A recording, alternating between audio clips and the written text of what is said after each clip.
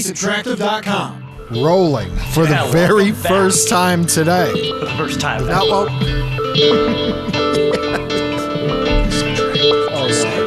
Yeah, it's good to be here, man. Stretch out. It's good to be here. It's good to be alive. Let's moisten our joints. Oh, God. Subtractive. Thank you for tuning into the Subtractive Presents. Welcome to YouTube or whatever. Well, I guess not welcome to YouTube if you're listening on the... Whatever. Check us out on thesubtractive.com. That's really what the point of this is. I'm with me as always today is your boy the Panini Genie. Yeah, that's right. You heard that correctly. Yep. This is our first installment of the Subtractive Presents Big Poppa Aitch and the Panini Genie. Yeah. And we are going to be talking about something that's very important and very dear to us, and that's food, preparing and consuming. It's an essential. I will probably be talking more about the consuming aspect of it. And that's a fact. I guess that would make... Oh, no, I'm not going to go that dark. Never mind. Never mind. Let's lighten this up, Rick Roy. Get your mind out of the gutter. Pulling his punches. Oh. I had to on that one, dude. Oh, gosh. Do you like to eat? You're a big eater? You're a skinny guy, but you're like... you like to eat? No, I was going to talk about eating and then giving it back to the earth like seconds afterwards. I mean, I don't want to go that dark. Yeah. Oh, you go like... It goes right through you type thing. Just goes right through me, brother. So that's a good thing. You have a fucking absurd metabolism. Yes, I do. Actually, yeah, I get up and I just worked off my last meal. I've been $1.25 for the better part of my life at this point, dude.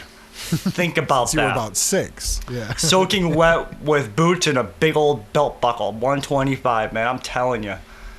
Yeah. Yeah. I'll sit down and consume large pizzas at sometimes, dude, or close to it, man, and nothing. And you're tall, too. You're about 6 foot. What are you, about 6 foot tall, aren't you? 5'11", 6 foot, 6'1"? I always say 5'11" growing up, dude, but really I'm 5'9". Don't tell anybody. 5'9"? Yeah. You're just real slender. It gives you the illusion of being fucking dude, tall. I'm lanky and slender. Two great describing words to describe Rick Roy. Oh, man. I love to eat. I love to fucking eat. I love to prepare food. I'm getting better at it. I'm not the best, but I'm getting better at it. Dude, I'm getting pretty good. Let me tell you something right quick, dude. I'm actually rediscovering the love of food and sweets and things like that, dude. Ever since I kicked the booze, dude, I mean, food is like eye-opening now. It's like, hold up. I'm actually hungry? What in the world? I'm not going to drink my dinner tonight? All right. You know, I should have started the episode by saying, how's everything going? How's everything going with the on the conquest of sobriety? You know what? It's been a week. I don't count the day I'm in. Today is the 8th day morning-ish. So I don't really count that. I just say, hey, I've been sober 7 days. And I'm digging it, dude. I'm digging it. It's been some struggles, but like I said, food's coming back. I've been chefing up food like crazy ever since the quarantine and before, but it's now I'm like, I'm actually tasting the food and getting the genuine tastes of the ingredients. You get your taste buds come back. Word. Yeah. Slowly but surely they are. Not mine. My taste buds are fucking wrecked. I have like that hairy tongue. My tongue is disgusting. Yeah, it does. It's got like a slight layer of fur on the back of it. That's not fucking appetizing, dude. I'm going to put a picture of it on the... No, I don't know. Yeah, we're going to put that right up there next to the food that we're going to... Every other slide is going to be a picture of thrush or... I think a hairy tongue is a really good segue into our cooking... Yeah, let's spin it. Let's go. Oh, but right. I recorded. I love to cook. I like to. I'm starting to like understand ingredients and stuff now, and chemical reactions, yada yada. So One thing that I liked, that my wife's favorite dish is chicken pesto. I mentioned it on an earlier podcast. So, yeah, I made, and I'm trying to make different variants because, you know, she'll be honest and say, yeah, it wasn't creamy enough or something and this and that. So This dude just gone and fucked up a good meal. I can hear, dude, I sense it. I sense it. And not you just, think dude, so? I don't know, man. Maybe to each their own. It's a. I take it that you're not okay. So. I'm not happy because you fucking brought up I would think you would have tongue. more faith in me than that. Yeah. All I can think about is your thrush tongue now, dude. And I'm like, it's angering me. I don't know why. Yeah, he's the one taste testing our food. Fucking gorilla tongue over there. Yeah. All right. It's not nearly that bad. It's just it's nothing like that. It's just fucking whatever.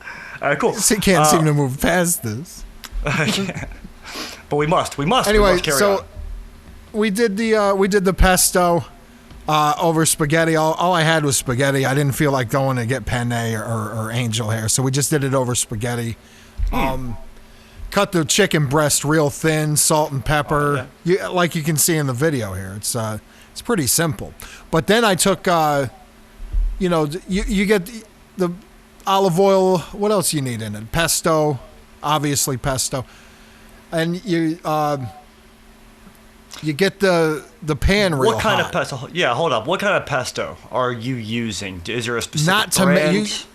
The Barilla's got a good one. Barilla's probably the best one that I've used. I've tried other ones and they're okay in their own way, but Barilla's very consistent with Is the it product. oily? Is there like a lot of oil in the bottom of that container, or is it more sopped up? I mean, how would you describe the consistency? The of whole stuff? thing is it's oil.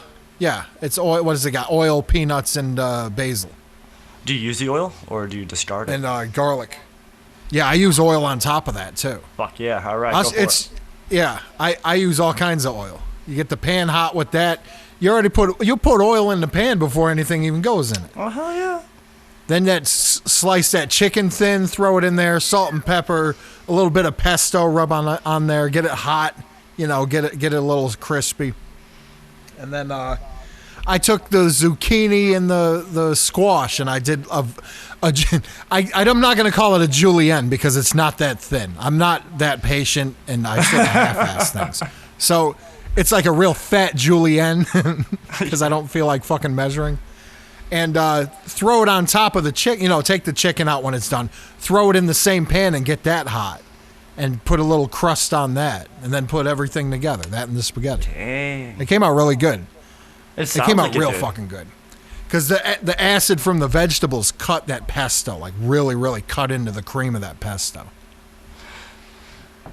I'm allowing different gourds and things like that grow in people's gardens to grow on me. Not literally, but I haven't showered in 2 months. They're growing off me. Oh yeah, that's a dirty dude, joke. I mean, just I'm trying to enjoy different things I didn't like before, dude. Just because I know they're healthy-ish. Yeah, right. I guess. So that was it. You know, and the vegetables are good for you, and they're cooked into it. It's not like they're mush by the time you get it. Not the skins, whatever. Word. If you like it, eat it. If you don't, whatever. And also you could throw mozzarella in there too if you want to make it a little more. Jazz it up a little. Yeah, a little Parmesan. You know. I'll probably make this at some point and I'll share it with everybody. What I do, and this was a completely drunken recipe. I had bow tie pasta. I had boneless chicken breasts. Dude, I love bow tie. Oh, dude, it's the best, especially for this recipe. I had a container of pesto for God knows why. I don't know why I had pesto in my refrigerator at that state of my life, that drunk. And I had a bottle of Ken's Caesar dressing. Sliced up the chicken, dude. You know what I mean?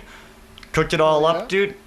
I just did the bow tie, and then I just drizzled the pesto on top of everything, dude. After it's heated up slightly, but the heat of the pasta and the chicken's gonna heat it up.